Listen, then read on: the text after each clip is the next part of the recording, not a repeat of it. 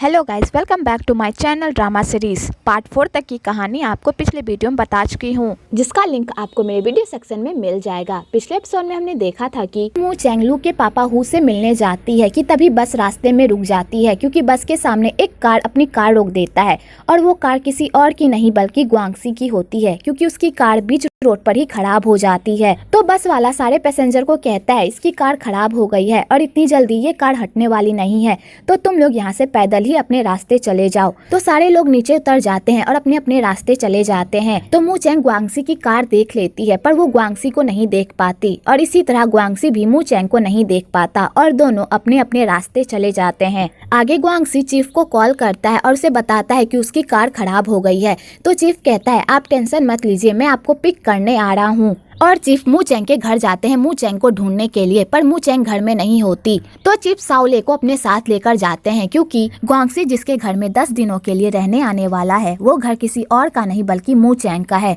इधर हूँ मू चैंग को सीधा शादी के लिए प्रपोज कर देता है, पर मू चैंग उसके प्रपोजल को रिजेक्ट कर देती है, क्योंकि वो शादी करना नहीं चाहती, वो साओले के साथ ही खुश है। तो हु को इस बात पर बहुत गुस्सा आता है और वो मू चैंग को सेक्सुअल हैरेस करने लगता है कि तभी ग्वांगसी भी उसी स्टोर में आता है पानी पीने के लिए और वो हु को मू चैंग को हैरेस करते हुए देख लेता है। तो उसे बहुत गुस्सा आता है, लेकिन हद तो तब हो जाती है जब मू चैंग वॉशरूम चली जाती है और वो बंदा मू चैंग को पाने के लिए उसकी ड्रिंक में नशीली दवाई मिला देता है और ये सब ग्वांगसी देख रहा है। तो ग्वांगसी उस बंदे को सबक सिखाने के लिए उसे लाओ की ऐसी पट्टी पढ़ाता है कि बेचारा पूरी तरह हिल जाता है और ग्वांगसी उसी का ड्रिंक उसी को पिला देता है और वहाँ से चला जाता है। आगे जब मू चैंग बाथरूम से वापस आती है और हु की ऐसी हालत देखती है तो वो पूरी तरह हैरान होती है कि तभी दुकान वाली उसे बताती है कि आज तुम उस लॉयर की वजह से बची हो, उसी लॉयर ने तुम्हें बचाया है। वेल ग्वांगसी जाने अनजाने में ही मू चैंग की हेल्प कर देता है। इधर चीफ ग्वांगसी को पिक करने आ ही रहे होते हैं कि तभी रास्ते में उन्हें एक लेडी मिल जाती है जिसे लेबर पेन हो रहा होता है। तो चीफ उस लड़की को गाड़ी में बिठाते हैं ताकि वो उसे हॉस्पिटल ले जाए, पर चीफ दुविधा में आ जाते हैं कि अब लॉयर को लेने कौन जाएगा। तो साओले चीफ को कहता है चीफ आप टेंशन मत लीजिए, मैं लॉयर को लेने जाता हूँ। तो चीफ साओले से पूछते हैं तुम ये काम कर लोगे ना? तो साओले कहता है आप टेंशन मत लीजिए, मैं ये काम कर लूंगा। और साओले ग्वांगसी को लेने के लिए चला जाता है। आगे साओले जैसे ही ग्वांगसी के पास पहुँचता है तो उसे लगता है कि ग्वांगसी ही उसके एलियन फादर हैं, क्योंकि उसकी मम्मी ने जैसी उसे स्टोरी सुनाई थी सेम उसी तरह ग्वांगसी उसके सामने लैंड हुआ था।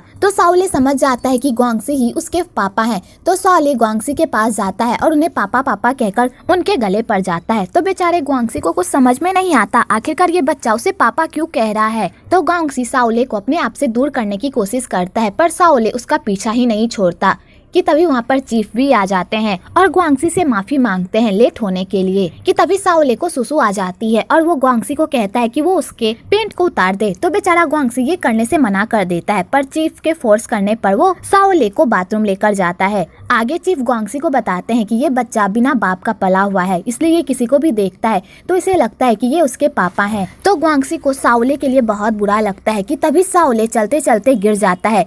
तो ग्वांगसी उसे संभालता है और उसे कपड़े पहनाता है और अपने साथ लेकर गांव चला जाता है। आगे गांव वाले ग्वांगसी का ऐसा स्वागत करते हैं कि बेचारा ग्वांगसी पूरी तरह पगला जाता है, क्योंकि गांव वाले ग्वांगसी के लुक्स पर इतना फिदा हो जाते हैं कि उसे एक सेकंड के लिए भी अकेला नहीं छोड़ते और वो लोग ग्वांगसी को जमकर ड्रिंक करवाते हैं। आगे ग्वांगसी नशे की हालत में मू चैंग के घर जाता है। तो मू चैंग जैसे ही ग्वांगसी को देखती है तो वो पूरी तरह शॉक्ड हो जाती है। तो ग्वांगसी मू चैंग को कहता है तुम यहाँ पर, और ये कहकर बेहोश हो जाता है। तो मू चैंग को लगता है कि ग्वांगसी ने उसे पहचान लिया है, तो वो पूरी तरह डर जाती है। तभी साओले मू चैंग को कहता है मू चैंग देखो ना मेरे एलियन डैड को क्या हो गया, ये बेहोश क्यों हो गए। तो मू चैंग जैसे ही साओले के मुंह से डैड सुनती है तो वो शॉक्ड हो जाती है और साओले से पूछती है तुम इसे डैड क्यों कह रहे हो और तुम्हें कैसे पता कि ये तुम्हारे डैड हैं। तो साओले कहता है मू चैंग तुमने मुझे जैसी स्टोरी सुनाई थी ना डैड के बारे में, सेम उसी तरह डैड भी लैंड हुए, तो मुझे पता चल गया कि ये मेरे डैड हैं। तो मू चैंग साओले को बड़े प्यार से समझाती है कि ये इंसान उसके पापा नहीं है, पर साओले मू चैंग की एक भी नहीं सुनता और कहता है यही मेरे पापा हैं। तो मू चैंग को भी साओले पर गुस्सा आ जाता है और वो उसे डांट कर कहती है मैंने तुम्हें एक बार कहा ना ये तुम्हारे पापा नहीं है, तो नहीं है। तो बेचारा साओले सैड हो जाता है और वो रोने लगता है। तो मू चैंग को अपने बेटे की ऐसी हालत देखी नहीं जाती और वो उसे गले लगा लेती है और उसे समझाती है कि ये बंदा तुम्हारा पापा नहीं है। आगे तो एक ग्वांगसी को उसके रूम में सुला देता है और मू चैंग से पूछता है अब तुम क्या करोगी। और मैंने अभी अभी उसके हाथ में वेडिंग रिंग देखी है, इसका मतलब उसकी शादी हो गई है। अगर उसने साओले के बारे में तुमसे पूछ लिया तो तुम उसे क्या बताओगी। तो मू चैंग कहती है मैं उसके खातिर उससे दूर गई थी और अब मुझे समझ में नहीं आ रहा कि मैं क्या करूं और मैं कभी भी उसके लाइफ में दोबारा वापस नहीं जाऊंगी। कल मैं चीफ के पास जाऊंगी और उन्हें कहूंगी कि वो ग्वांगसी के लिए कोई और रूम ढूंढ ले क्योंकि मैं उसके साथ नहीं रह पाऊंगी। तो तोय कहता है अगर ग्वांगसी तुमसे साओले के पापा के बारे में कुछ भी पूछे तो तुम ये कह देना कि साओले के पापा अब इस दुनिया में नहीं है, ठीक है। तो मू चैंग कहती है ठीक है। अगले दिन ग्वांगसी को होश आता है और वो मू चैंग से मिलता है। तो मू चैंग डरी डरी हुई होती है कि कहीं ग्वांगसी उससे कोई ऐसे सवाल ना पूछ ले जिसका वो जवाब ना दे पाए। लेकिन तभी मू चैंग को पता चलता है कि ग्वांगसी 6 साल पहले सारी बातें भूल गया है, उसे कुछ भी याद नहीं है। तो मू चैंग ये सुनकर राहत महसूस करती है और ग्वांगसी से रूडली ही बात करती है और उसे अपने आप से दूर रखने की कोशिश करती है।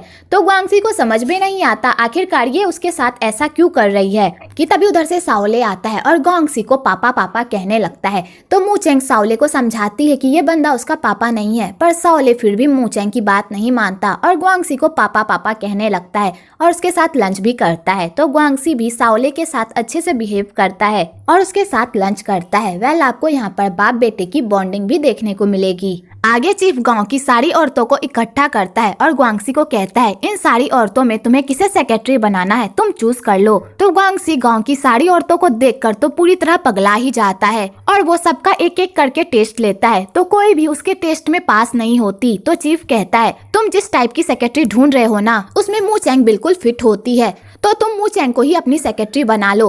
तो मू चैंग ग्वांगसी की सेक्रेटरी बनने से इनकार कर देती है और कहती है मेरे पास बहुत सारे काम है, मैं ये काम नहीं कर सकती। तो गांव की सारी औरतें कहती है तुम्हारा जो भी काम है वो हमें बता दो, हम तुम्हारा काम कर देंगे, इसलिए तुम ग्वांगसी की सेक्रेटरी बन जाओ। तो बेचारी मू चैंग को मजबूरन ग्वांगसी की सेक्रेटरी बनना पड़ता है।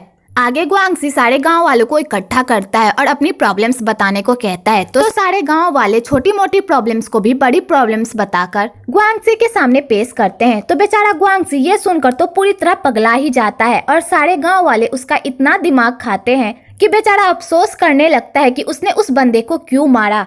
अगर उसने उस बंदे को नहीं मारा होता तो आज उसकी ऐसी हालत नहीं होती। आगे तो एक ग्वांगसी के पास जाता है और उसे कहता है मुझे पता है कि तुम हमारा केस लड़ने नहीं आए हो बल्कि उनकी तरफ से लड़ने आए हो, तुम पहले भी इसी तरह थे और आज भी तुम इसी तरह हो। और तो एक ग्वांगसी के सामने पास्ट की बातें बोलने ही वाला होता है कि तभी मू चैंग तोय को रोक लेती है और उसे बताती है कि ग्वांगसी 6 साल पहले की सारी बातें भूल गया है, उसे कुछ भी याद नहीं है। तो बेचारा तोय ये सुनकर तो पूरी तरह शॉक्ड ही हो जाता है। आगे साओले और ग्वांगसी धीरे धीरे करीब आने लगते हैं, पर मू चैंग ग्वांगसी को अच्छे से ट्रीट नहीं करती और उसे एक स्टोर रूम में सोने को देती है जहां पर बेचारे को जरा सी भी नींद नहीं आती। तो वो बार बार उठकर मू चैंग के रूम की तरफ चला जाता है और उन माँ बेटों को बात करते हुए देखता है और ग्वांगसी मू चैंग को साओले को वो इंजेक्शन लगाते हुए भी देख लेता है। तो ग्वांगसी मू चैंग से पूछता है वो किस चीज का इंजेक्शन है जो तुम साओले को लगाती हो। तो मू चैंग कहती है उसे बचपन से ही डायबिटीज है, इसलिए मुझे पर डे उसे ये इंजेक्शन लगाना पड़ता है।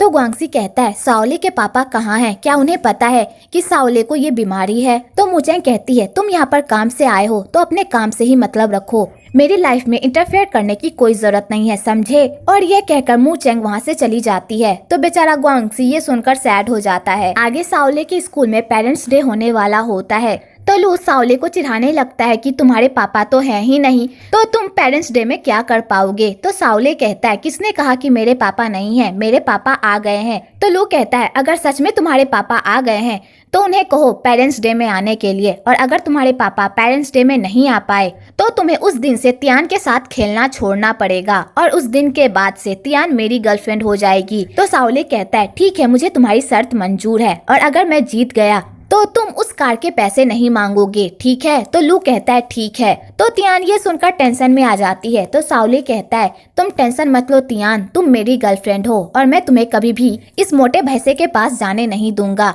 तो तियान ये सुनकर खुश हो जाती है। दूसरी तरफ प्रेसिडेंट है ग्वांगसी को कॉल करते हैं और उसे ये काम जल्दी खत्म करके घर वापस को कहते हैं ताकि उसकी और इमली की शादी हो सके। तो ग्वांगसी कहता है ठीक है अंकल, मैं जल्दी ये काम खत्म करके वापस आ जाऊंगा। आगे साओले ग्वांगसी को अपने पेरेंट्स डे पर आने को कहता है, पर ग्वांगसी आने से मना कर देता है। तो बेचारे साओले का तो दिल ही टूट जाता है। तो मू चेंग साओले को समझाती है कि वो इंसान तुम्हारे पापा नहीं है। जब वो तुम्हारे पापा ही नहीं है तो वो तुम्हारे पेरेंट्स डे पर कैसे जा पाएंगे। साओले, तुम्हें पता है ना, तुम्हारे लिए तुम्हारी मू चेंग है और मू चेंग के लिए सिर्फ साओले, और सिर्फ हम दोनों ही एक दूसरे के लिए हैं।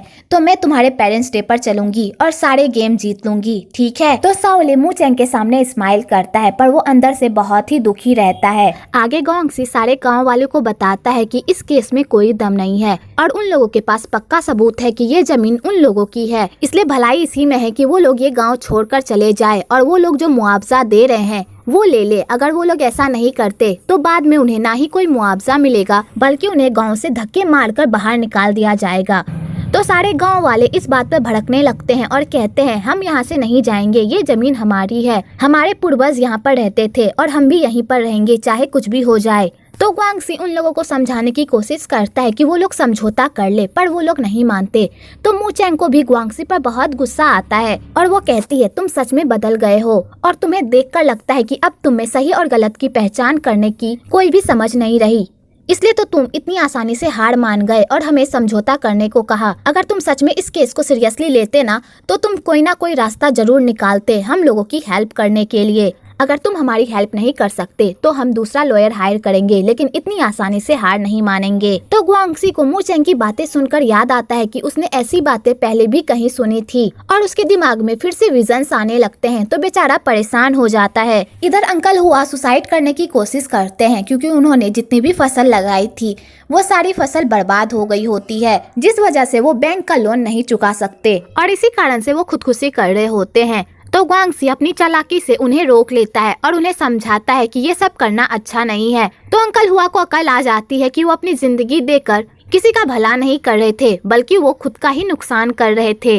आगे ग्वांगसी को भी गांव वालों के लिए थोड़ा थोड़ा बुरा लगने लगता है कि वो उनके साथ सही नहीं कर रहा और वो गलत का साथ दे रहा है। और ग्वांगसी इस बात का पता लगाने की कोशिश करता है कि आखिरकार उसके ससुर इस जमीन के पीछे इतना क्यों पड़े हैं और उन्हें ये जमीन किसी भी कीमत पर क्यों चाहिए। आगे पेरेंट्स डे आ जाता है तो साओले अपनी माँ के साथ स्कूल जाता है। तो साओले बिल्कुल खुश नहीं होता और अपनी माँ से पापा के बारे में पूछता है। तो मू चेंग समझाती है अगर तुम्हारे पापा यहाँ पर नहीं है तो तुम्हारी माँ है ना, मैं तुम्हारे साथ खेलूंगी। पर साओले मू चेंग की एक भी नहीं सुनता और अपने पापा को बहुत मिस करता है कि तभी वहाँ पर लू आता है और साओले को टोन मारता है, कहाँ है तुम्हारे पापा, वो नहीं आए ना स्कूल में, मैंने तुमसे सच कहा था ना कि वो तुम्हारे पापा नहीं है, लेकिन तुमने ही मेरी बात नहीं मानी। वैसे तियान कहाँ है, आज से तियान मेरी गर्लफ्रेंड है, समझे। तो बेचारा साओले ये सुनकर तो और सैड हो जाता है। इधर तियान ग्वांगसी के पास जाती है अपनी एक शिकायत लेकर।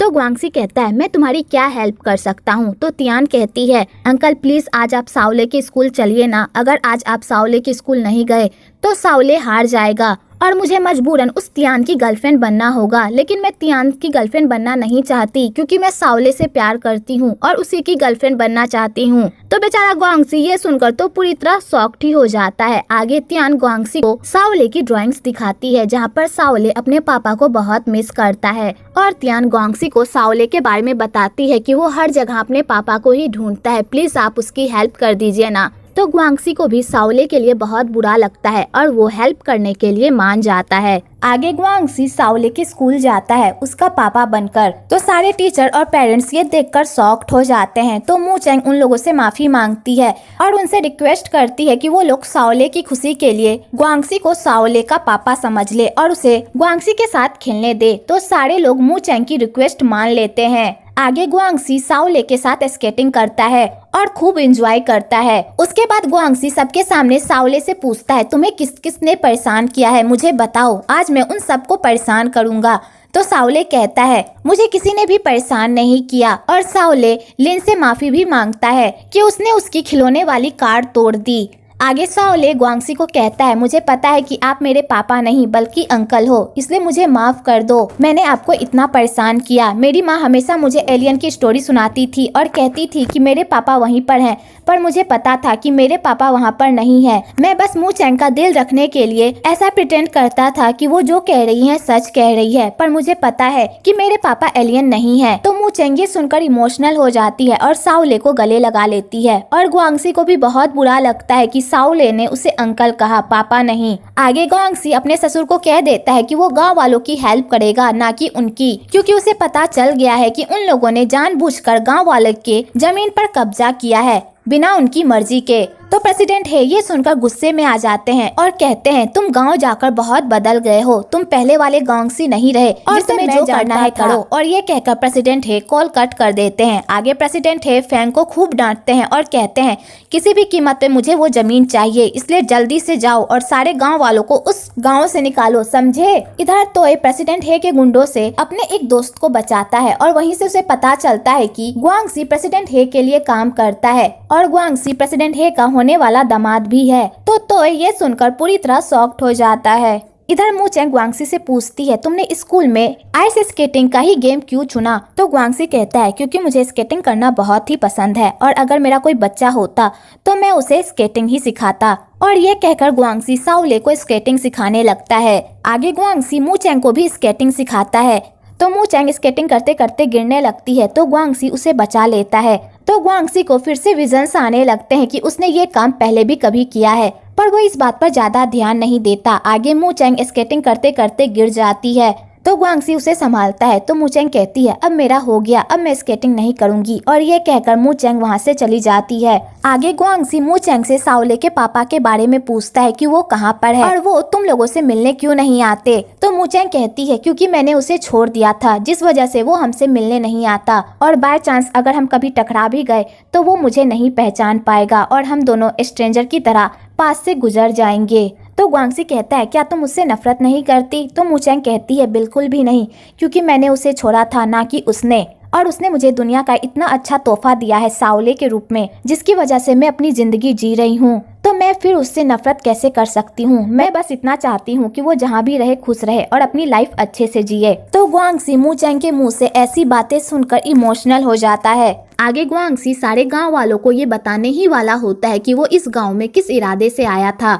लेकिन अब वो बदल गया है, अब वो इस गांव को लेकर लड़ेगा। और ग्वांगसी ये बात बताने ही वाला होता है कि तभी वहाँ पर तोय आ जाता है और तोय सारे गांव वाले के सामने ग्वांगसी की पोल खोल देता है कि ये यहाँ पर कोई उन लोगों का केस लड़ने नहीं आया था, बल्कि समझौता करवाने आया था। तो सारे गांव वाले ग्वांगसी पर भड़कने लगते हैं और उसे मारने ही वाले होते हैं कि तभी मू चैंग बीच में आ जाती है और मू चैंग सारे गांव वालों को समझाने की कोशिश करती है कि पहले ग्वांगसी इस इरादे से आया था, लेकिन अब वो बदल गया है। पर गांव वाले मू चैंग की बातों पर भरोसा नहीं करते, उल्टा उन लोगों के रिश्ते पर कीचड़ उछालने लगता है कि मू चैंग ग्वांगसी के साथ फंसी हुई है। तो ग्वांगसी उन लोगों को चुप करा देता है और कहता है, ऐसा कुछ भी नहीं है मेरे और मू चैंग के बीच। मू चैंग सिर्फ मेरी हेल्प कर रही थी। अगर आप लोग नहीं चाहते कि मैं आपका केस लड़ूं तो मैं यहाँ से चला जाऊंगा, लेकिन आप लोग मू चैंग के खिलाफ ऐसी बातें मत कहिए। और ग्वांगसी ये कहकर वहाँ से चला जाता है। आगे ग्वांगसी को कुछ सुराग मिलते हैं उस जमीन से रिलेटेड और उसे वहाँ की मिट्टी में कुछ प्रॉब्लम्स दिखाई देती है।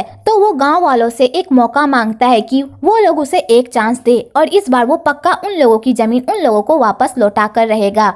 और इस काम में तोय भी ग्वांगसी का साथ देता है। तो सारे गांव वाले ग्वांगसी पर फिर से भरोसा कर लेते हैं और उसे एक मौका दे देते हैं। आगे ग्वांगसी अंकल हुआ को लेकर हॉस्पिटल जाता है ताकि वो उनका टेस्ट करवा सके, ताकि उन लोगों को पता चल सके कि उस जमीन की मिट्टी में आखिरकार ऐसा क्या है जो उन लोगों की तबीयत इस तरह खराब हो रही है। तो इमली ग्वांगसी की हेल्प करती है और वो सारे सैंपल्स लेती है और उसे टेस्ट करने के लिए भेज देती है। आगे ग्वांगसी इमली को कहता है कि मुझे लगता है कि इन सब के पीछे तुम्हारे पापा का हाथ है और अगर उन्होंने कुछ गलत किया है तो उन्हें इसकी सजा जरूर मिलेगी। क्या तब भी तुम मेरा साथ दोगी? तो इमली कहती है, जब तक तुम सही के साथ हो तब तक मैं तुम्हारे साथ हूँ। अगर मेरे पापा ने कुछ गलत किया है तो मैं उनके खिलाफ खड़ी हो जाऊंगी, इसलिए इस बात की टेंशन मत लो। इन सब की वजह से हम दोनों के रिश्ते पर कोई असर पड़ेगा। तो ग्वांगसी ये सुनकर खुश हो जाता है। आगे ग्वांगसी इमली के सामने साओले की बात करता है तो इमली ये सब सुनकर बहुत ही इम्प्रेस होती है और कहती है, गाँव से आने के बाद तुम बहुत ही बदल गए हो, तुम बिल्कुल पहले की तरह हो गए हो। जब मैं तुमसे पहली बार मिली थी तब तुम बिल्कुल इसी तरह थे। तो ग्वांगसी कहता है, क्या मुझ में ये चेंज अच्छा नहीं है?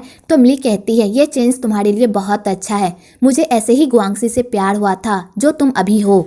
आगे इमली ग्वांगसी को कुछ बिस्किट्स देती है जो शुगर फ्री होता है, वो भी सावले के लिए। तो ग्वांगसी ये सब देखकर बहुत खुश होता है और इमली को अपने साथ गांव जाने को कहता है ताकि वो भी सावले से मिल सके। तो इमली कहती है जाने का तो मन मेरा भी है लेकिन मैं नहीं जा सकती क्योंकि मेरी सर्जरी है। तो ग्वांगसी कहता है कोई बात नहीं, अगली बार चली जाना, ठीक है। आगे ग्वांगसी को पूरी सच्चाई पता चल जाती है कि आखिरकार उसका ससुर उस जमीन के पीछे इतना क्यों पड़ा था, क्योंकि उस गाँव से कुछ दूर आगे उसके ससुर का एक ग्लास फैक्ट्री होता है जिसका सारा गंदा पानी उस गांव के जमीन में आ गया होता है, वो भी पाइप लीकिंग की वजह से। और उसका ससुर इस बात को छुपाने के लिए उस जमीन को खरीदना चाहता है ताकि किसी को पता ना चले कि उसकी ग्लास फैक्ट्री में इतना पोल्यूशन हो रहा है और इस वजह से कितने लोग बीमार पड़ रहे हैं। और अगर किसी को इस बारे में पता चल गया तो उनका ग्लास फैक्ट्री पूरी तरह बंद हो जाएगा और उनकी इनकम भी कम हो जाएगी।